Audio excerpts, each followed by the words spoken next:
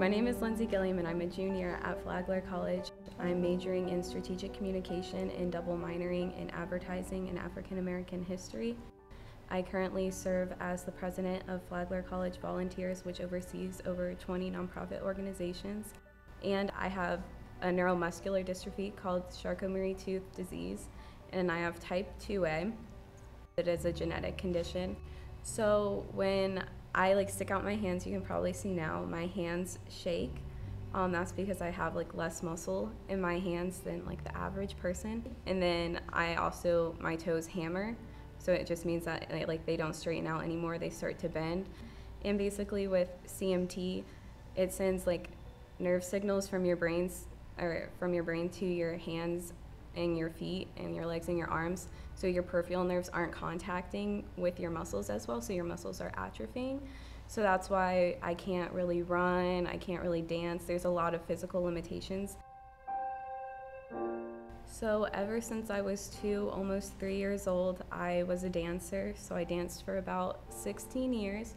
When I hit the age of 13 and I was in 7th grade, I injured my ankle pretty bad to the point where I couldn't walk and I was on crutches. And this was a completely new experience for me. But my mom luckily had some insight as to what could have caused that, which then was confirmed when I was 16, where I took a leave of absence for a year from dance because I injured my ankle 20 times in 5 years. So that was a little intense. So we had to do a little bit of a recovery. I used to use dance as an emotional outlet, mainly in just what I found myself doing in my spare time and what I dedicated myself to doing outside of my classwork or spending time with my friends and my family. Didn't play any other sports. Dance has always been what it was for me. So I had to find a new outlet to occupy my time outside of all my other responsibilities.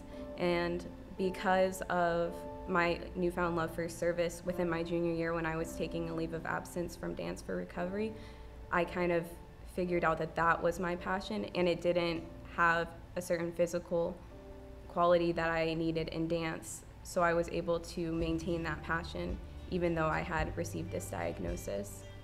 I was a junior in high school. That's when my passion for service began. I organized a canned food drive for a local school that was located in a lower income neighborhood.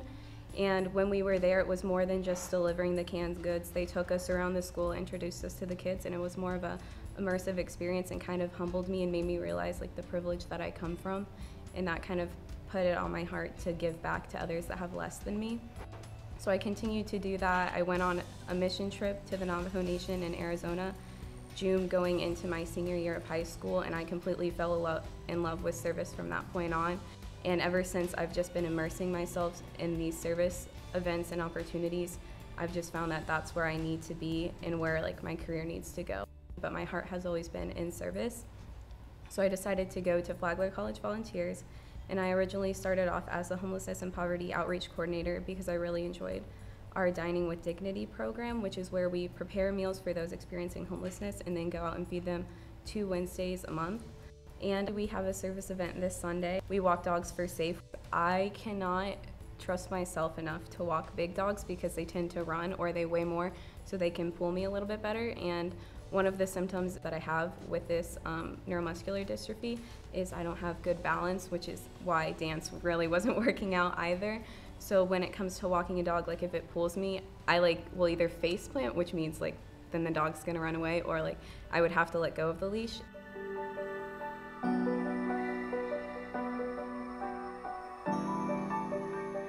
So is there anything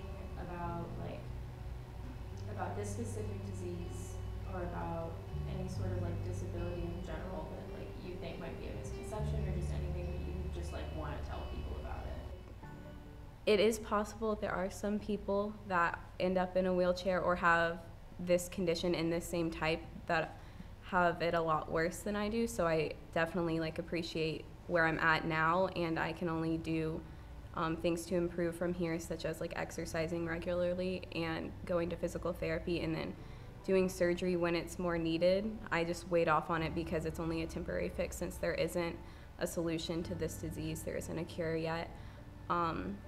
So I guess just clarifying the fact of I'm not necessarily going to end up in a wheelchair, but other people can. So just how it varies person per person, and it doesn't necessarily mean that your quality of life is going to be less. There's just certain things that you can and cannot do that you have to learn to accept and overcome.